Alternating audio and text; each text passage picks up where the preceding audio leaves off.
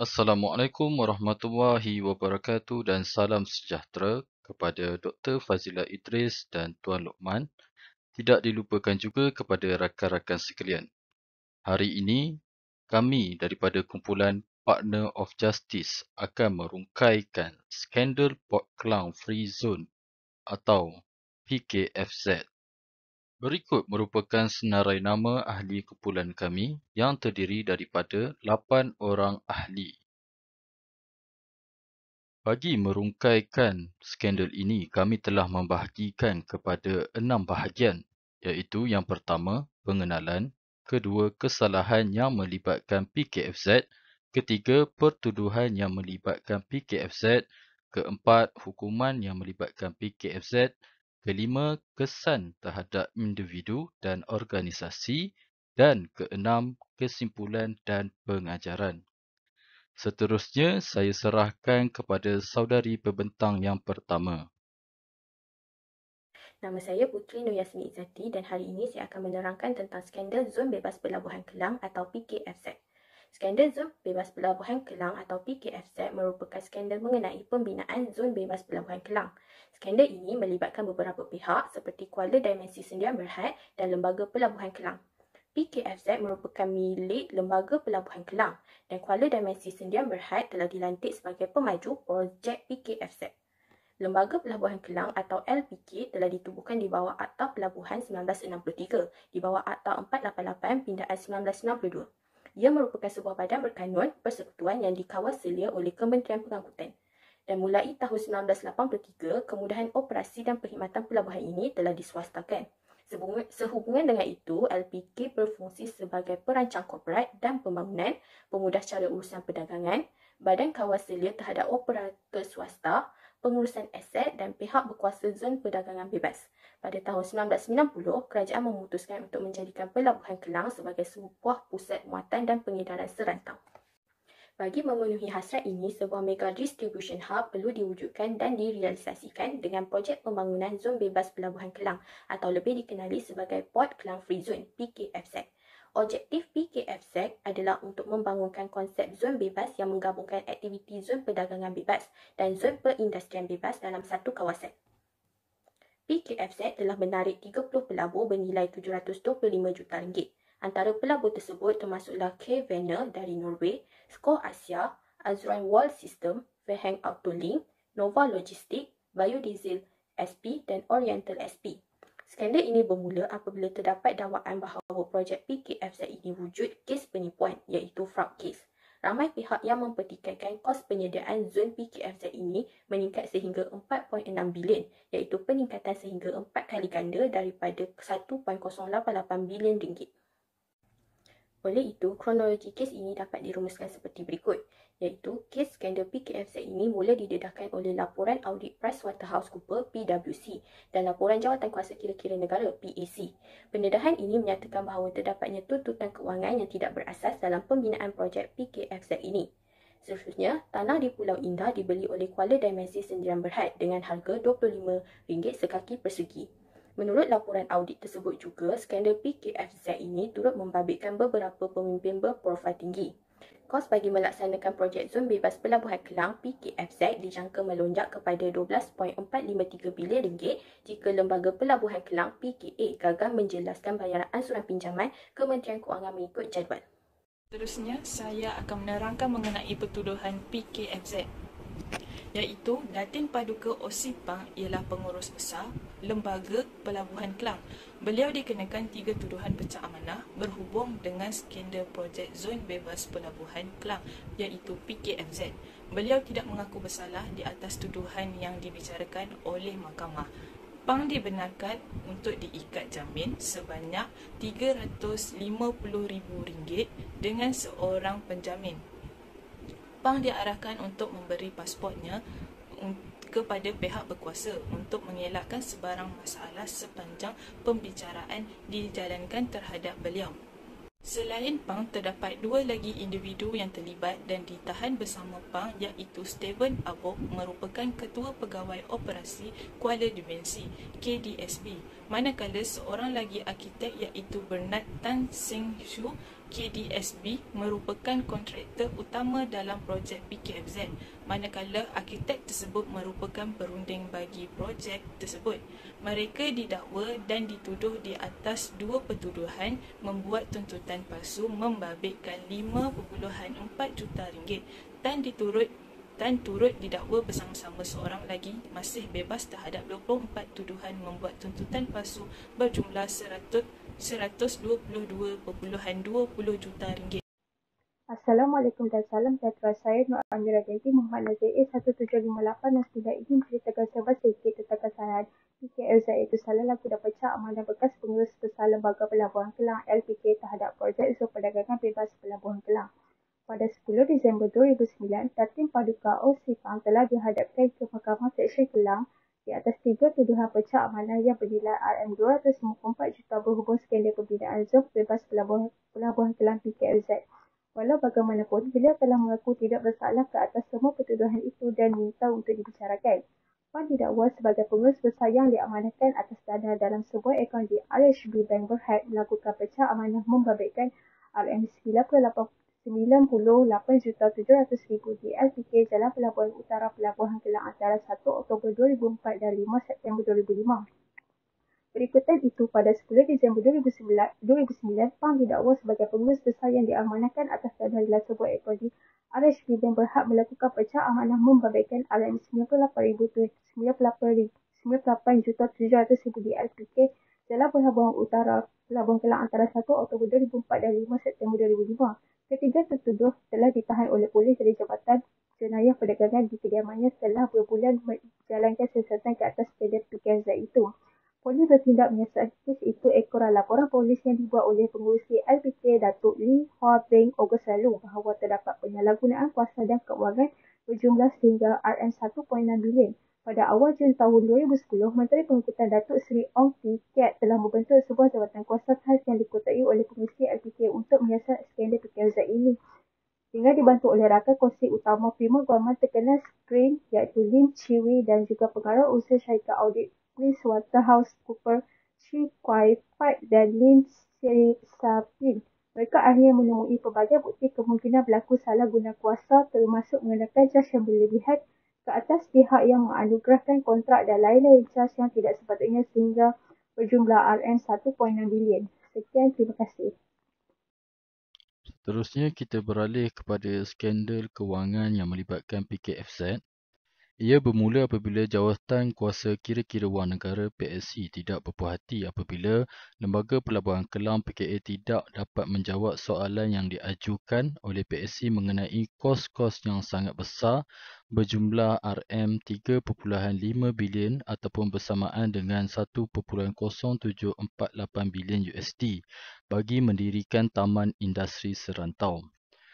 Kos sebenar untuk mendirikan zon integrasi bebas adalah berjumlah RM1.845 bilion tetapi meningkat secara mendadak kepada RM4.6 bilion apabila projek ini disempurnakan pada 4 tahun kemudiannya. Perbelanjaan projek pada mulanya dianggarkan berjumlah RM1.95 bilion melambung sehingga RM3.52 bilion dengan bunga dikira bagi RM3.9 bilion lagi sehingga tahun 2012. PKA telah membeli 1,000 ekar tanah ataupun bersamaan dengan 4 km persegi di Pulau Indah daripada Kuala Dimensi Sdn Bhd pada RM25 per kaki persegi sebanyak RM1.8 bilion termasuk bunga. Kuala Dimensi telah membuat kenaikan sebanyak RM993 juta disebabkan ia telah membeli tanah berkenaan daripada Pulau Lumut Development Cooperative Berhad iaitu hanya berjumlah RM95 juta pada RM3 per kaki persegi. Tambahan pula, Kementerian Pengangkutan melihat bahawa ia memberi ruang untuk menolak pandangan Peguam Negara bahawa tanah berkenaan boleh diperoleh bagi tujuan umum di bawah Akta Pemilikan Tanah pada RM10 per kaki persegi. Di dalam tahun 2007, Kerajaan Malaysia telah memberi pinjaman mudah atau soft loan berjumlah $1 bilion kepada zon perdagangan bebas Pelabuhan Kelang.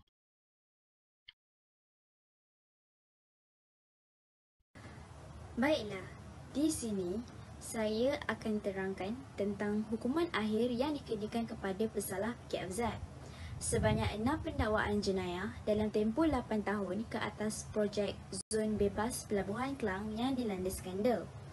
Pada 13 Januari, Mahkamah Persekutuan menolak bidaan pihak pendakwaan untuk merampas wang tunai dan hartanah bernilai 37.8 juta yang melibatkan keuntungan haram yang didakwa daripada bilion kos yang menyebabkan kos pembangunan PKFZ mencecah 7.86 bilion daripada anggaran awal 2 bilion.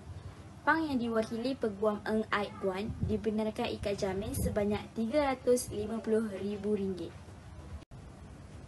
Baiklah, seterusnya, LPK telah mengemukakan saman bernilai lebih RM1 bilion terhadap Kuala Dimensi Sdn Bhd dan BTA Architect selain menyaman Fang kerana penyelewangan tugas.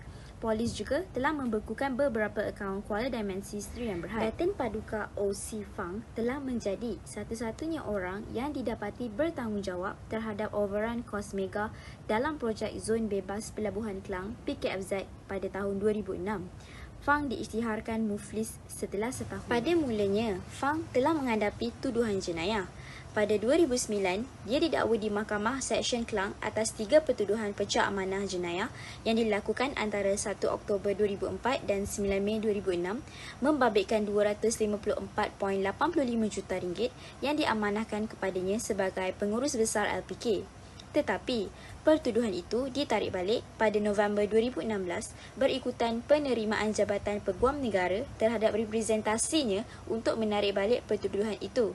Setelah itu, Mahkamah Seksyen membenarkan dia untuk dibebaskan. Terima kasih saya ucapkan kepada sahabat saya. Seterusnya, saya akan menerangkan kesan kepada individu bagi kajian kami. Terdapat 4 kesan yang telah didapati dan antaranya ialah kejatuhan moral dan maruah. Seperti yang kita dapati, penerima rasuah ini akan dipandang hina oleh masyarakat, bukan sahaja daripada masyarakat luas serta keluarganya sendiri. Dan ini akan menyebabkan ianya bukan saja itu, tapi kehilangan kepercayaan orang sekali. Dan ini akan menyurutkan kehidupan dia dan menyebabkan dia berada dalam keadaan tertekan sepanjang masa. Dan selain itu, beliau juga akan kehilangan pekerjaan. Ini akan menyekarkan lagi kehidupan beliau dengan ketiadaan wang pendapatan bagi mereka yang mempunyai satu wang ataupun satu sumber pendapatan sahaja. Dan selain itu, mereka juga yang menerima rasuah ini akan menerima hukuman berdasarkan yang ditetapkan oleh SPRM. Dan antaranya ialah penjara tidak lebih daripada 20 tahun, bayaran denda 5 kali ganda nilai suapan atau RM10,000 ataupun di mana-mana yang lebih tinggi lagi nilai dia. Dan ini bukan saja akan memberi kekangan kepada dirinya, malahan kepada keuangannya sekali. Dan akhir sekali ialah bagi mereka menerima rasuah ini yang beragama Islam, mereka akan kehilangan keberkatan kerana menerima rasuah itu adalah dilarang dalam agama sama sekali. Dan sumber pendapatan mereka yang dapati akan menjadi haram dan hidup mereka akan menjadi tidak tentu arah dan kucak-kacir. Sekian daripada saya, terima kasih. Nama saya Viviana Jacqueline Anak Dena, nombor metrik S187231. Saya akan membentangkan implikasi skandal Port Klang Free Zone terhadap organisasi. Antara implikasi yang pertama adalah organisasi iaitu Lembaga Pelabuhan Kelang LPK akan dipandang rendah oleh masyarakat. Hal ini kerana masyarakat beranggapan bahawa syarikat tidak mampu mengawal aliran tunai syarikat dengan baik. Dalam hal yang sama, masyarakat juga akan memandang enteng terhadap kredibiliti pengurusan syarikat. Sebagai contoh, dari segi pengurusan terhadap pengurusan kelas atasan, dan dalam kes ini merujuk kepada OC Fang sebagai pengurus besar. Dari segi ekonomi syarikat pula, kemungkinan besar peluang untuk mereka berkolaborasi dengan pihak-pihak luar di masa akan datang akan terjejas. Sekiranya sesebuah syarikat itu kurang cekap dan mendapat pula tender daripada rasuah, produk atau perkhidmatan yang dihasilkan akan menjadi kurang berkualiti. Organisasi atau jabatan yang mengamalkan rasuah akan berasa iri hati antara sesama mereka yang menerima rasuah dan mereka yang tidak menerima rasuah. Dalam hal yang sama, perasaan curiga akan wujud dan keharmonian organisasi akan tergugat. Baiklah, yang terakhir sekali merupakan pengajaran bagi kes ini. Yang pertama, rasuah merupakan satu perbuatan yang mementingkan diri sendiri dan kerabat dengan melanggar undang-undang yang dikuatkuasakan. Kedua, amalan rasuah mempunyai kesan yang amat buruk kepada individu, organisasi dan masyarakat.